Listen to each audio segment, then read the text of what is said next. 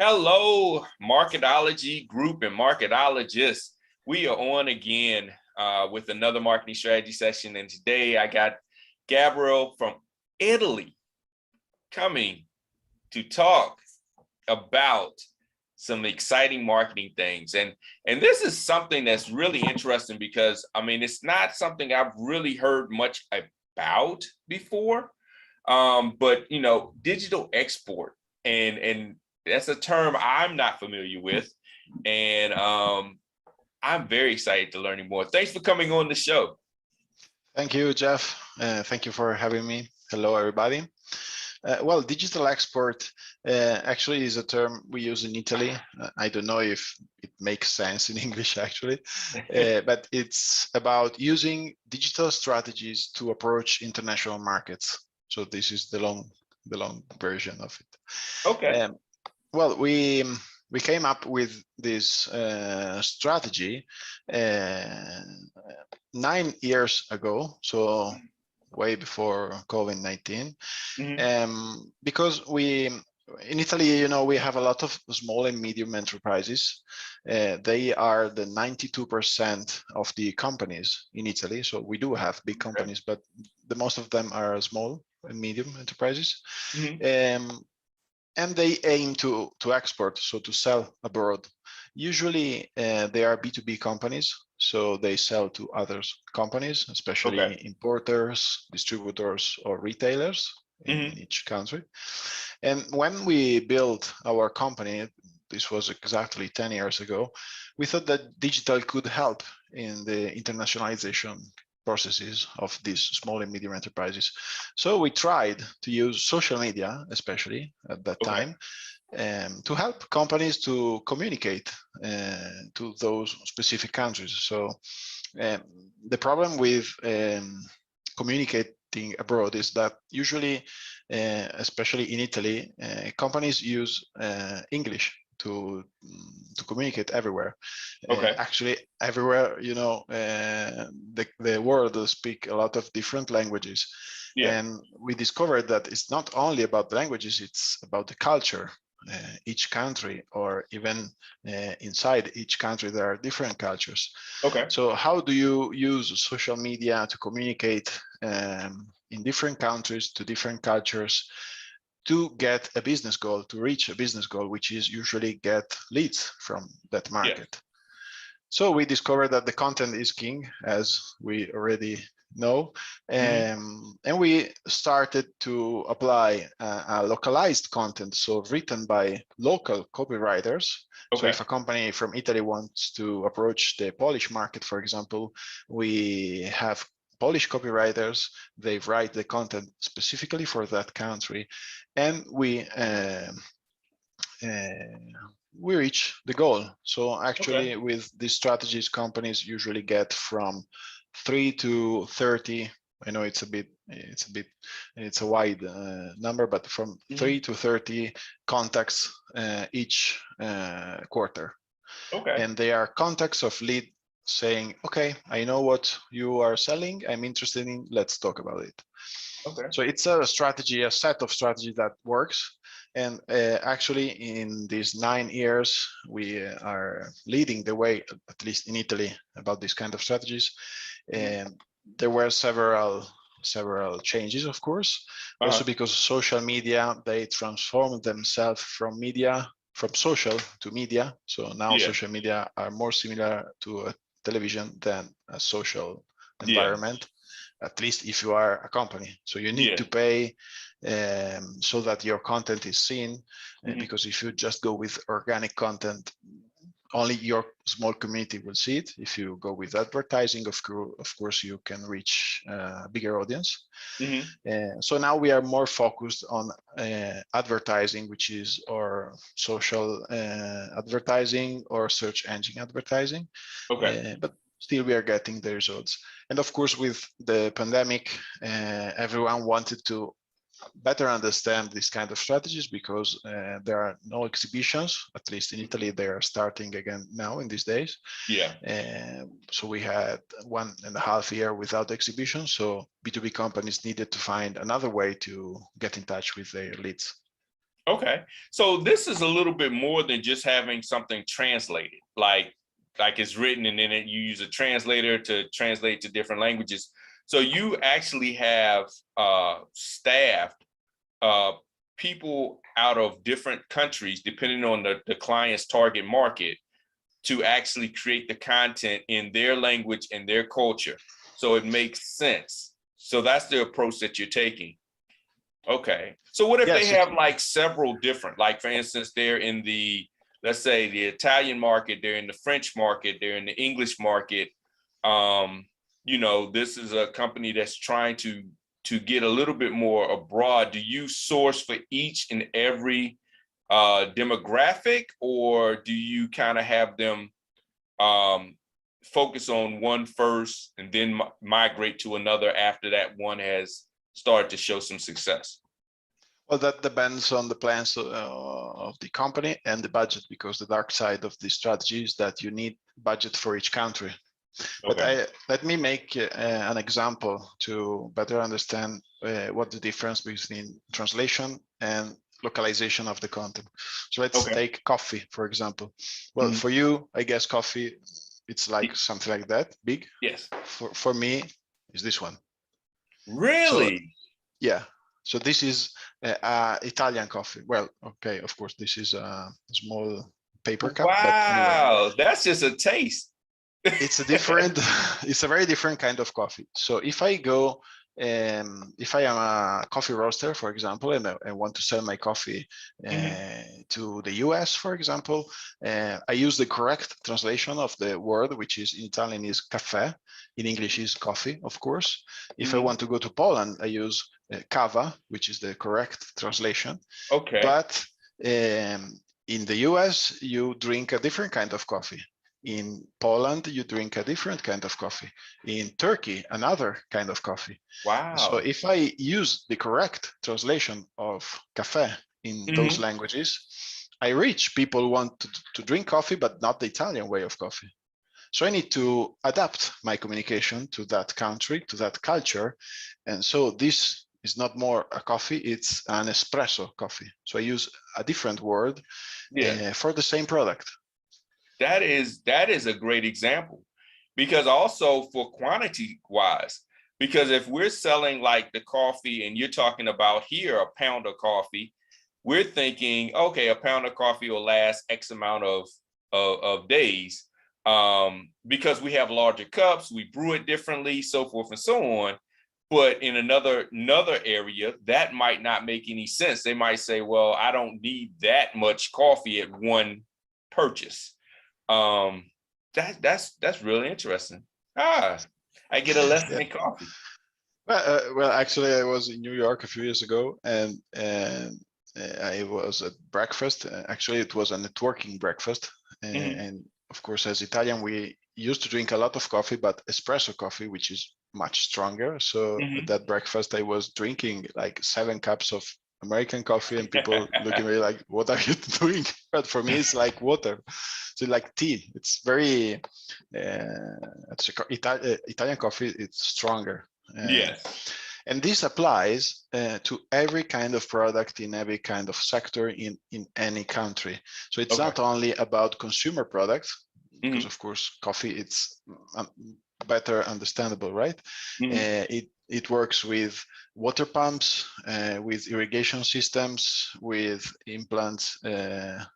Yes, implants of any kinds, industrial. So in any business, in any sector, industry, you want to use this strategy. So localizing the content, it makes the difference between getting or not getting leads for your business.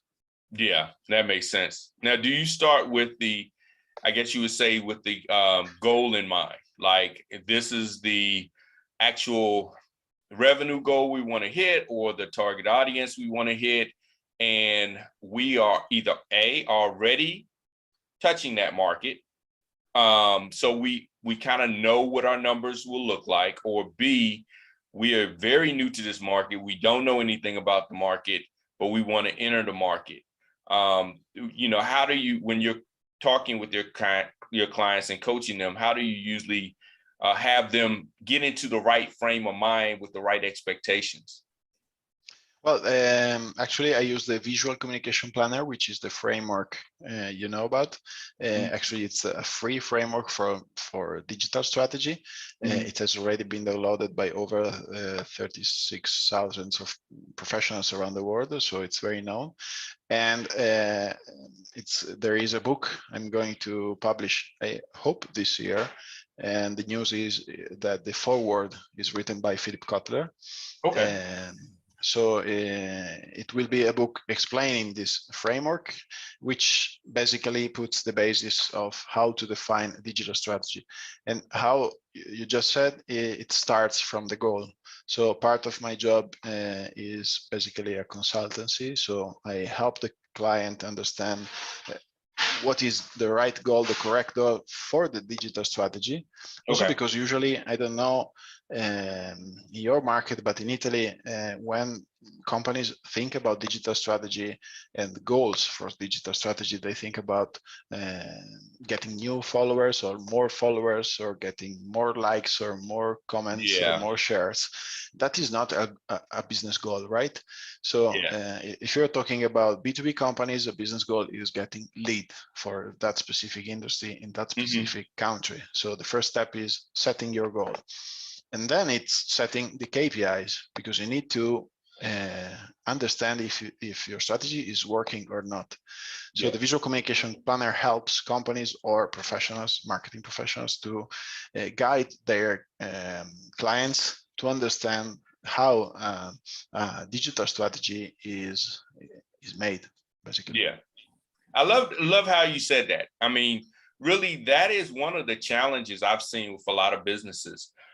First of all, they don't have the goal already set in mind. They just like, I want this market because I've heard a trend that is a good market. So there's no real goals or expectations. And the second part that you stated, which was very important, is setting those KPIs. They don't set up how to measure success. So you don't really know if you hit the mark or not.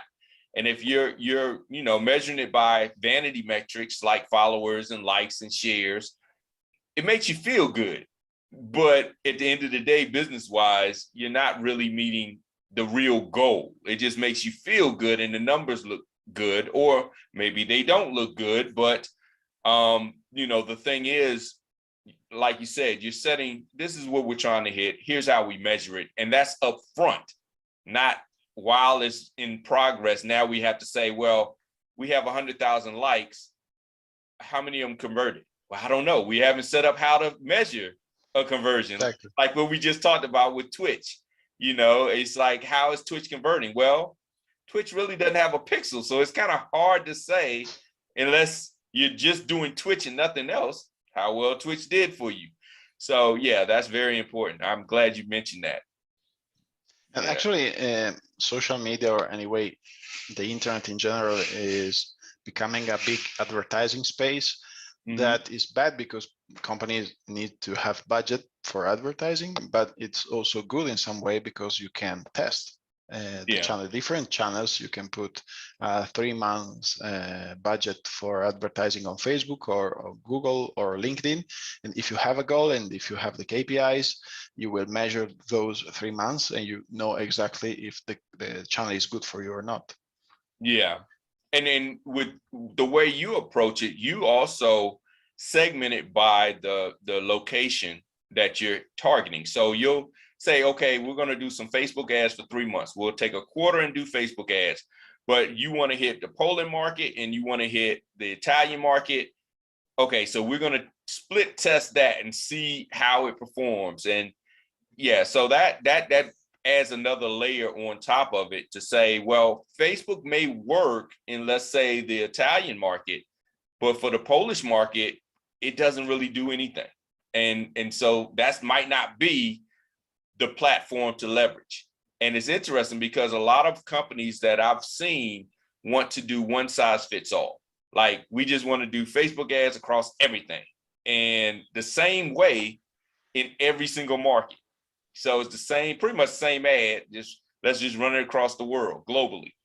And with that, what you're saying is that approach may not work as well, being the different cultures, the different, language barriers, those type of things. Just because you have a translator tool, switch it in grammatical translation, you're missing the context.